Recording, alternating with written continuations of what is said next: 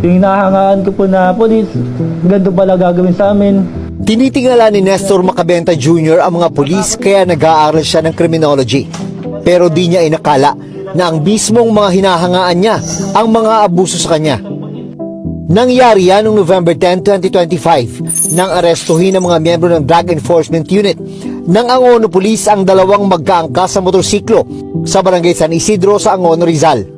10 pulis sa Angono, Rizal ang ngayoy sinibak sa serbisyo dahil sa mga aligasyon ng pangingikil o extortion, planting of evidence at brutality, mga bagay na hindi na bago sa lugar na iyan. Sangkot umano sila sa droga. Matapos ang ilang sandali, hinarang din si Macabenta na nakamotorsiklo rin. Pinilit umano siyang pinaamin na siya ang supplier ng droga ng magkaangkas na naunang hinuli. Pinipilit po nila ako na ako raw po yung nagbibigay ng droga. Habang tinatanggi ko po yung paratang nila, paulit-ulit po nila ako tinasaktan. Hanggang sa dumating sa punto na susuputan na po yung ulo ko, kaya napilit pa akong aminin. Kinuha pa raw ang gintong singsig ni Macabenta na bigay pa man din ng kanyang ina. Kilala ang Angono sa mga DDS Tokhang Cops na naging masunurin noong panahon ni Digongyo. Nagsagawa ng drug home free sticker posting sa Angono, Rizal. Ang korupsyon ng ilang pulis na nasanay sa Tokhang ay isa sa mga legasiyang iniwan ni dating Pangulong Digongyo na bumalahura sa ating pulis at military force sa loob ng kanyang 6 na taong termino. Condemns the murder of a man who survived an extrajudicial killing attempt while undergoing treatment at a hospital in Angono, Rizal.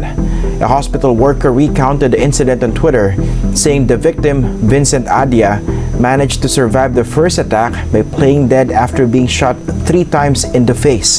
But as he was being treated, the witness said a gunman barged into the emergency room of the hospital to finish him off.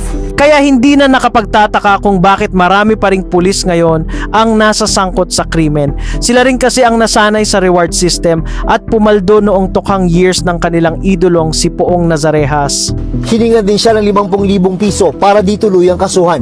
Pero kahit ipinadala na ng kanyang kapatid ang pera sa e-wallet ng pulis, ikinulong pa rin si Macabenta.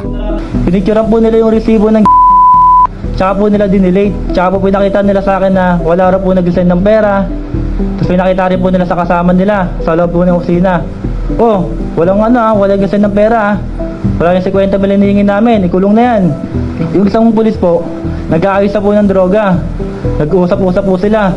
Okay, Nestor, may Macabenta, ilan kakarga natin dito?